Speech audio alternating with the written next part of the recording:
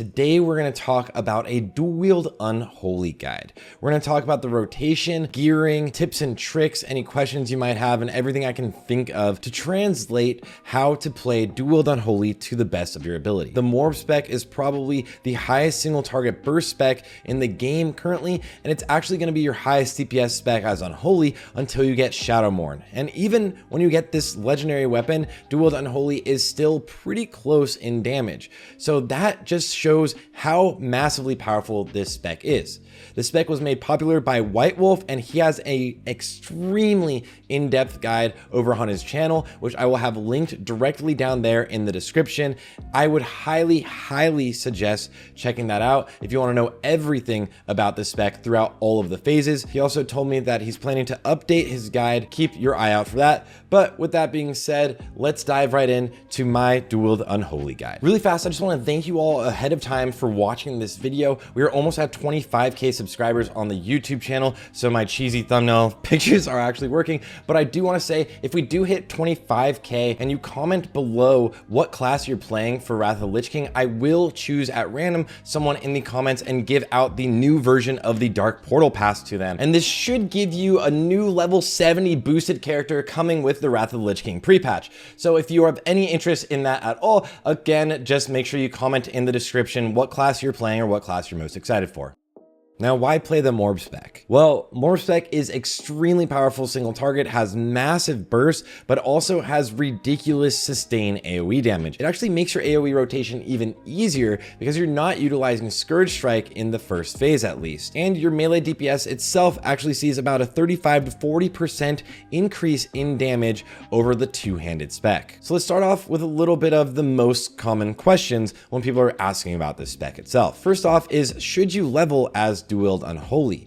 I would highly suggest, as well as White Wolf would also highly suggest, not leveling as dual wield unholy. If you're going to level as unholy, do it with the two-handed spec, and then you can swap to dual wield unholy once you're level 80. The next question is, should you rock a fast or slow offhand weapon? Well, according to the Sims, fast offhand weapons with about the same DPS and the same stats are doing about 30 to 45 DPS higher. So I would highly suggest you run that faster offhand weapon. Next is going to be what rune or enchant you should use in that offhand. Well, you're either going to use Black Magic or Rune of Cinder Glacier. I would suggest using Black Magic. It sims at 30 DPS higher, and it also will help you snapshot your Gargoyle with even more haste. The one thing that's really nice though about Cinder Glacier is that you can actually get a snapshotted Death and Decay, as well as Pestilence can spread actually procced up diseases. So it is nice to get a little bit of extra damage on those AoE situations. One thing to know about dual wield unholy, especially in the early phases, is that there's gonna be often times where you're waiting on a third rune to come off of CD to even use an ability. So it's gonna feel a little bit awkward to figure out your rotation because there's times where you're actually not using anything on your GCD because you're waiting to utilize those runes soon, especially if Death and Decay is coming up soon and you need to wait on one blood rune, let's say. Then instead of putting your Frost or Unholy rune on CD, it's actually better at times to wait for that blood rune to come up so that you can get your Death and Decay up. And the last thing is gonna be Frost versus dual wield unholy. Well, in pre-raid BiS, dual wield unholy actually sims about 600 DPS higher than Frost on single target situations at about 180-second fights. Then in phase 1 full BiS, Frost is simming about 100 to 200 DPS higher. So as we get more gear in this current phase, Frost is looking a little bit stronger on single target situations, but we'll have to see how this plays out in live iterations of the game. Now let's look at the spec we're using for dual wield unholy, especially early on for this phase. I'm particularly looking at it for this phase. Some things to note are that in your single target rotation, Death and Decay is absolutely massive. So you are speccing into Morbidity, gives you more damage on your Death Coil and your Death and Decay. And you want to be using D&D off of CD. In two-handed spec, you usually would get Epidemic, where it increases the length of your diseases. This isn't really that useful for dual wield unholy because your fillers are going to be Plague Strike and Icy Touch. So your diseases will never fall. Having the extended range on them or extended time doesn't really make much of a difference at all, and you can use those points elsewhere. Necrosis and Blood-Caked Blades are very powerful talents and really work well with the dual wield build. The next difference is that you won't be picking up Outbreak because you don't have big damage dealing abilities. Outbreak would make your Scourge Strike do a lot of damage, but you don't have Scourge Strike, and Plague Strike does not hit nearly hard enough for you to use this talent point. And also, don't take Corpse Explosion. I ran tests with it often. It actually is going to be a lot weaker than utilizing this talent point elsewhere. In particular, it's going to be an extra talent point over in Black Ice. This actually sims around 40 to 60 DPS, and it also makes things a lot smoother throughout a raid. Where you're moving the points from Epidemic is going to be into Dirge. Dirge will just make it so that you make a little bit extra runic power. This helps out consistently to make sure that you keep up Unholy Blight and have runic power at all times to do two things. One, get your Gargoyle up faster, and two, keep using Death Coil whenever you need to. Then moving down, make sure you pick up Ghoul Frenzy. This is going to be very large single target. You're going to always want to keep up Ghoul Frenzy. This is a buff to your pet, and your pet actually does a significant amount of your damage. And then moving down, the next big difference is going to be make sure you don't pick up Scourge Strike, at least not yet. It can be utilized in later phases, especially in Ulduar and TOGC, when you have the sigil that will give you extra strength per Scourge Strike application, and you'll be able to keep that up. Into the Frost talent tree, you're going to make sure you get Nerves of Cold Steel. This is the dual wield spec ability, really, and we are actually getting 4 points into Black Ice. This gives you extra damage to your Frost and Shadow damage, which is great for all of your diseases as you spread them. Also great for your Death and Decay and Death Coil. And then you get Icy Talons for yourself, as well as Endless Winter. Moving on towards Glyphs, there are two Glyphs you are absolutely going to pick, no matter what. You're never changing them. That is Glyph of the Ghoul and Glyph of Death and Decay. These are ridiculously powerful Glyphs, especially for the dual Unholy spec, where you're using Death and Decay even on single target, but Glyph of Death and Decay is massively strong for AoE situations, and the same thing for Glyph of the Ghoul. Now, one thing that is kind of up for debate is if you either want to use Glyph of Icy Touch or Glyph of Dark Death. Dark Death will make your Death Coils do 15% extra damage, and Icy Touch will make your Frost Fever do 20% more damage. In pre-raid BiS, this is actually simming at about a 6 DPS difference, and in phase 1 BiS, it's about a 4 DPS difference. I would highly suggest actually going with Icy Touch, although Dark Death is a single target DPS increase by that 6 to 4 DPS. But Icy Touch will massively increase your overall damage throughout a raid, and it will also increase all of your damage on AoE situations. With it being this close in damage and DPS, I would suggest looking at Icy Touch.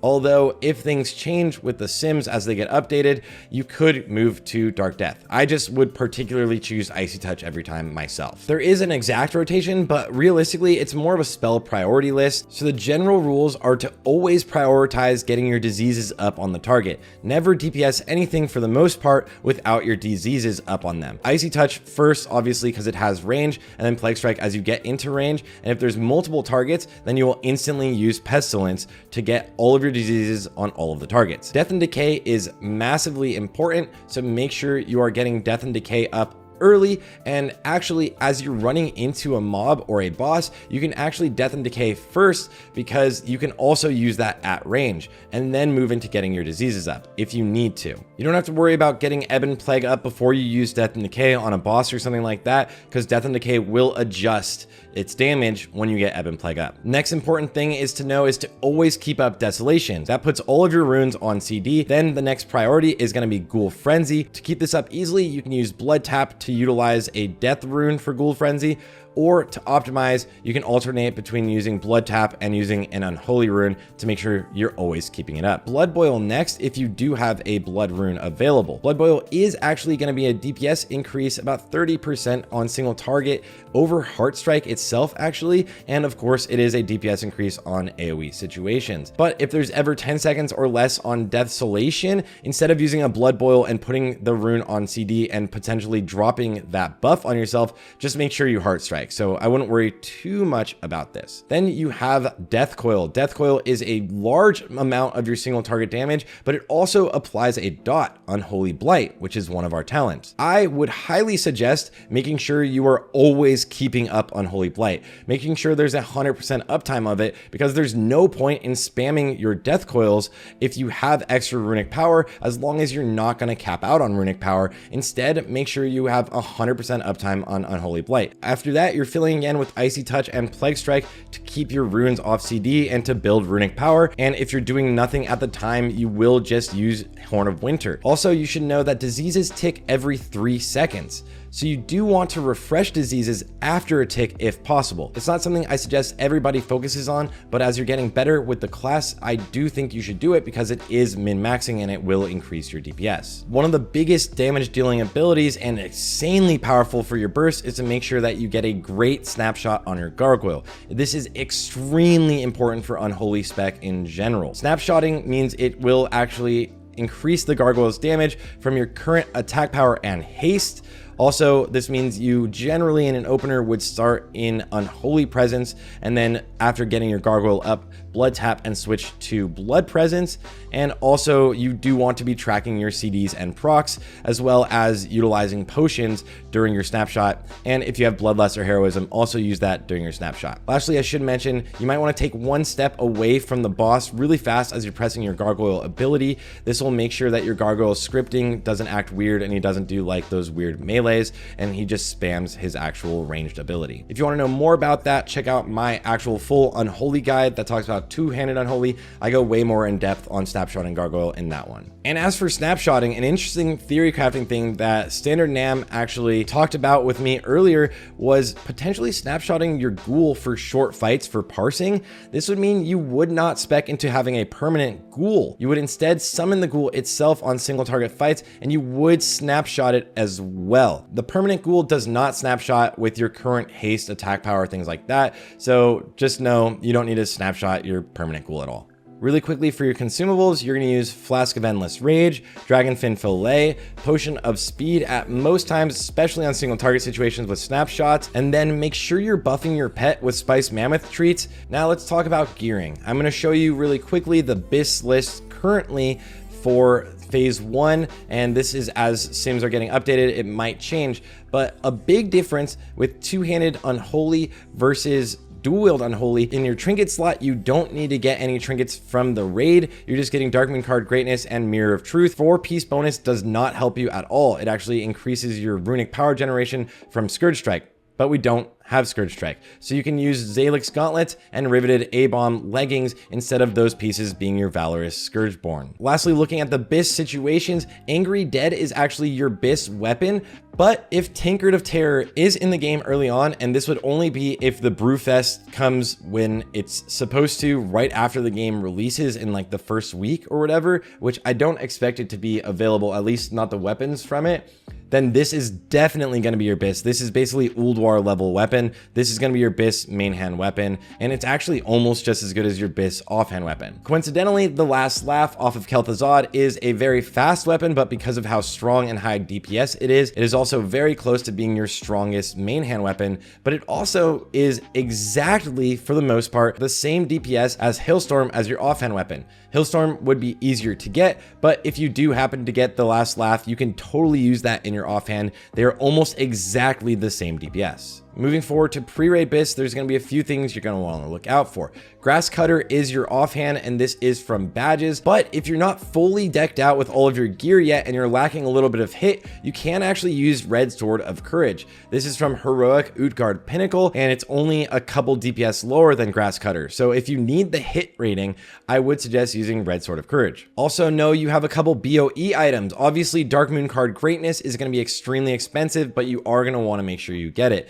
Vengeance Bindings are BOE, and Cloak of the Bloodied Waters, you're just going to have to buy this off of the auction house, most likely. Also, you're going to make your Spiked Titansteel Helm, and your main hand weapon, another one that's BOE, it's going to be Titansteel Bone Crusher. This also will be made by blacksmiths, so there's all of these BOE items that are going into your pre-raid BiS. It's really useful and easy to attain. And the last item I suggest you farm is actually Manual Crowd Pummeler. If you do have the runic power at the beginning of the fight. If you're stacked up on runic power, this can be used to help snapshot your Gargoyle even more with the 500 haste buff.